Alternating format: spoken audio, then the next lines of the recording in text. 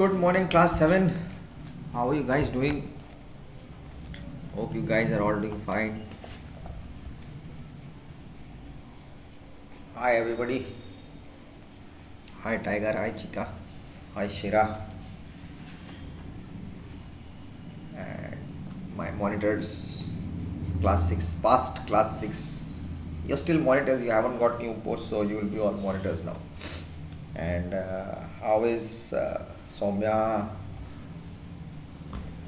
Sonali, Saloni,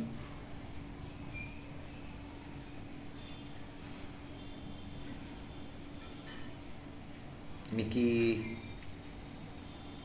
Pallavi, Anish,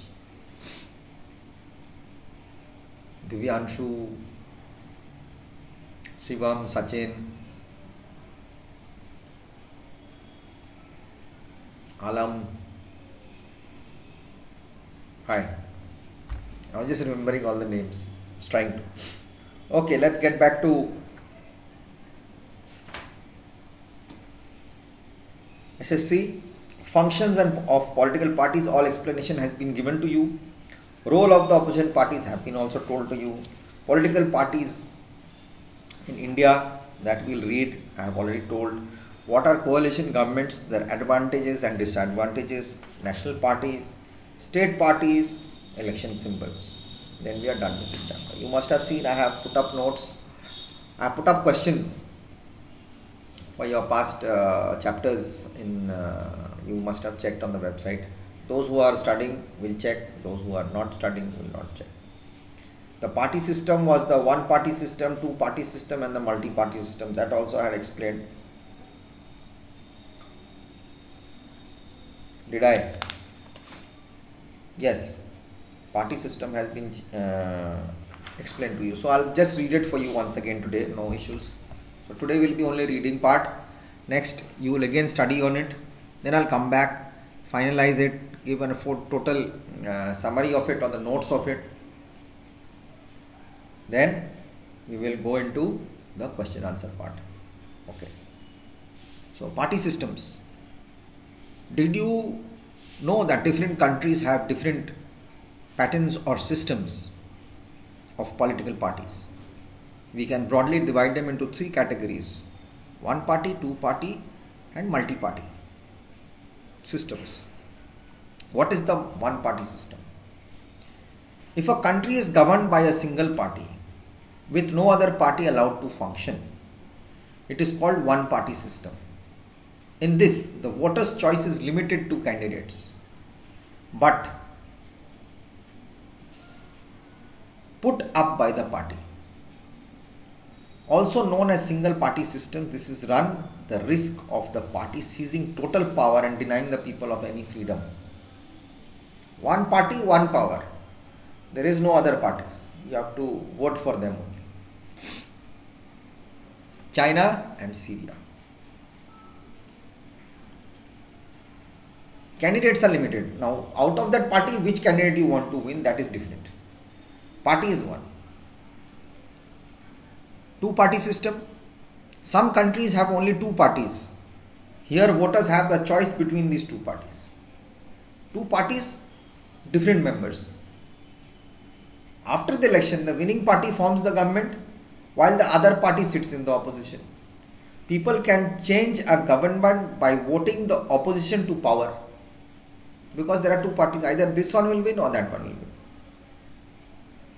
There is no danger of dictatorship, as a vigilant opposition is always present. Opposition is always there, that's the only opposition. Two parties are there, USA and Jamaica. Two parties. Two parties. Now either you vote for that party or you vote for this party. If that party wins, so this party is sitting there to check. You cannot just do whatever you want. Two parties, that's the beneficiary. What is a multi-system party? That is India. Some countries have more than two parties. People can choose between them. Sometimes no single party gets enough seats to form a government. Then a group of parties get together to form a coalition government. Dispute may occur sometimes upon this. That is, the fall of such government is very normal. But again, BJP is the majority without any support party. It is ruling the NDA.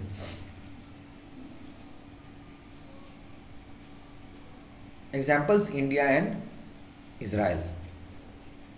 Okay. Now, functions of political parties. Broadly speaking, all political parties aim to gain and retain political power. Every political party performs certain functions. What are the functions of them? Contest elections, select candidates to contest elections from various constituencies. The parties usually select those candidates who hold a better chance of winning. Conduct election campaigns for its candidates. Help to formulate public opinion. The parties explain various issues and problems to the people. Each party tries to convince people that its policies are the best. I had told you, manifestos you have to go through. They make use of public meetings, processions, demonstrations, and the press for this gives expression to the public and place it before the government. Form the government after winning the majority in elections. Function as the opposition if it fails to secure a majority. That is the role of the political parties. Now, what is the role? That was the function. This is the role now. What role they play? In a democracy, the opposition is the watchdog of the people's interest. Members of the opposition point out the shortcomings and failures of the ruling party. By doing so, the opposition keeps a check on the government. It does not allow the government to become irresponsible and dictatorial.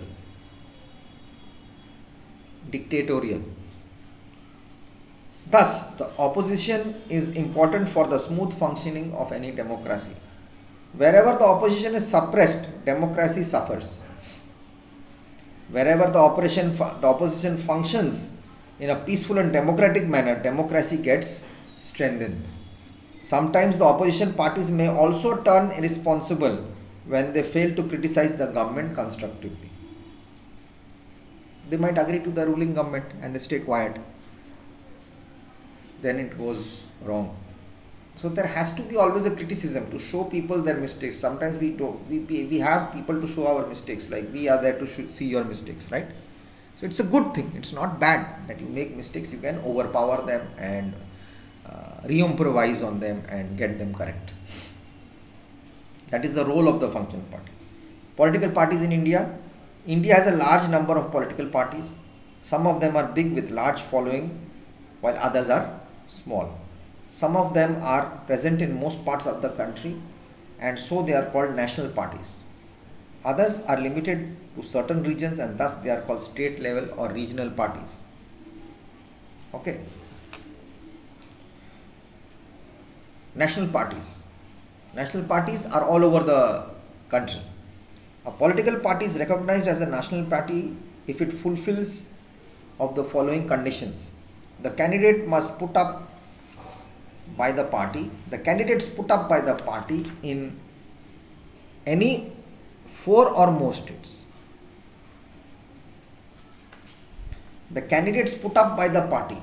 Suppose X party has put up candidates, okay, to winning any 4 or more states at the last general elections to the Lok Sabha or to the assembly of the state concerned, have secured at least 6% of the total valid votes polled in each of those states at the general elections, and at least 4 of them have elected the Lok Sabha from any state, will be a national party. If they have won the Lok Sabha from any 4 states, good. If they are winning in the states, so that also 4 states have to have the same party winning your candidate, so then it will become a national party. At the last general elections to the Lok Sabha, the party has won at least 2% of the total number of seats in the Lok Sabha, and the party's candidates have been elected to the Lok Sabha from not less than 3 states. Then it will be a national party.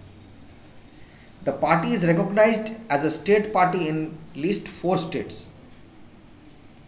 The Indian National Congress, Bharatiya Janata Party BJP, Bahujan Samaj Party BSP, Communist Party of India Marxist CPIM, Communist Party of India CPI, National Congress Party NCP, and All India Trinamool Congress AITC are the 7 national parties recognized by the Election Commission.